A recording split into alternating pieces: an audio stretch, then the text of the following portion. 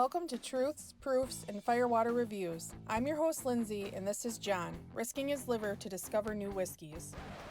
On the 6th day of Kris and Cara, Miss Whiskey Fancies gave to me one gulp of Millum and Green Unabridged Volume 1, 59.15% ABV from Texas.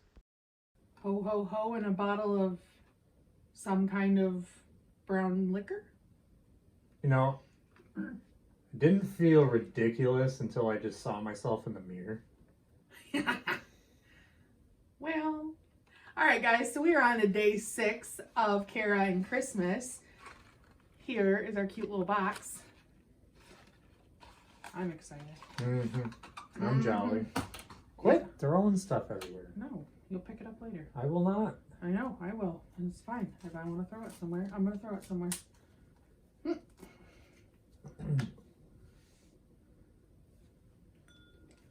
Why aren't your eyes closed? Oh, I wasn't looking. If you show me the label, it'd be easier to guess. Yeah, you're correct. It would be. Dry wood. I like that. And not in like a Jack Daniels nutty type of way. Got like sweet, cinnamon almond butter. That's very specific. Yeah. I've had that at Fresh Time once. It's really good. Okay. Fresh Time is a local store. It's like a Whole Foods. They're not market. local. They're actually a chain. They're all throughout the Midwest. They're like Trader Joe's. I don't know how big they are though. Okay. They have a lot of like homemade, fresh ground peanut butter and fresh, very everything. fresh vegetables and probably meat have some and fresh seafood. thyme and other seasonings too. Stop. Anyway, back to the bourbon, rye. Is it bourbon? Rum, whatever it is. It's got a very unique nose. But I can't really get any crafty type of note on there, but it doesn't smell like any of the bigger distilleries I'm used to. There's one thing on this that you usually nail down right away, and I'm a little nervous that you didn't. Another one with a lot of cinnamon. Hot cinnamon too. You know those little cinnamon hearts? You got that. Yeah.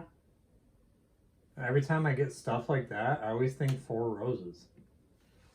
But now I'm confused if it's going to be a high rye bourbon again or a rye whiskey. Last one really mentally distraught. Yeah. Glad we got a cooler setting. I was getting warm in this hat. I needed something to cool me down. Cool you down? Fire was too much. Okay. Oh, what is that? It tastes familiar. Is this something familiar? Nope. I don't know that you've ever had this. I don't think you have.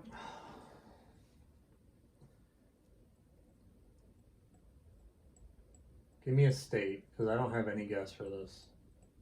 Is it U.S.? Midwest? South?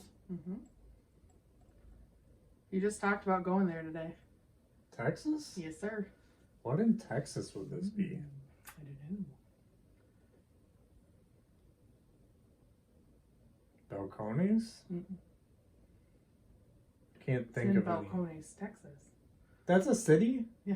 I didn't know that. I don't know. I have no guess. So this is Millum and Green. Oh, I did not. Unabridged Volume 1. No, that was a thing. Texas either. I knew about it. I haven't been guessing proof.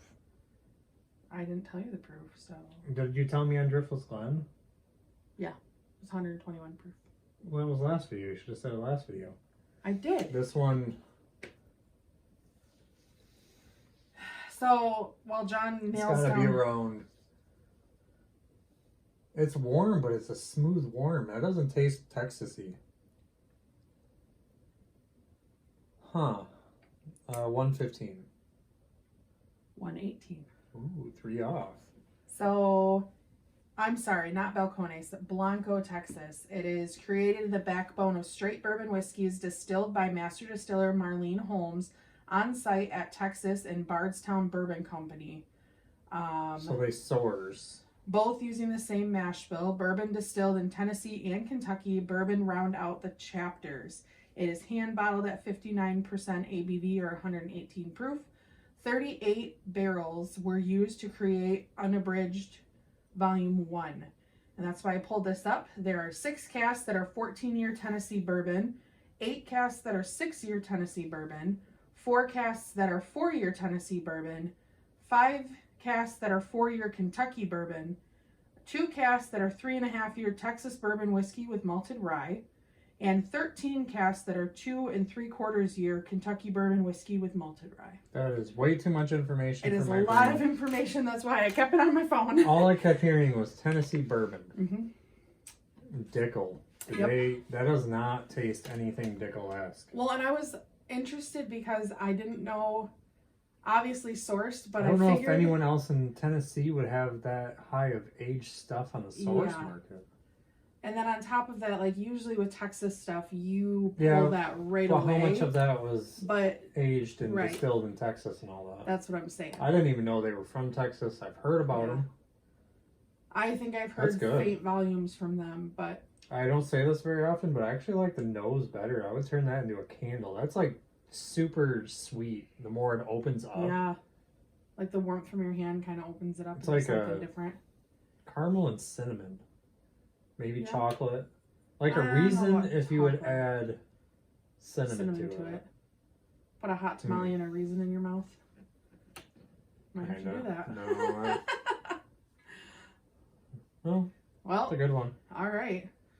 I think John's about done with his little ornaments in his beard, but there you have it, guys. Day, what are we, 6 of Cara and Kris-mas? Kris and Cara-mas. So that wraps up this review. Leave a comment if you have tried this whiskey and let us know what you thought. Please like and share us to social media, subscribe to our channel, and don't forget to leave a suggestion for our next review. Thanks for watching.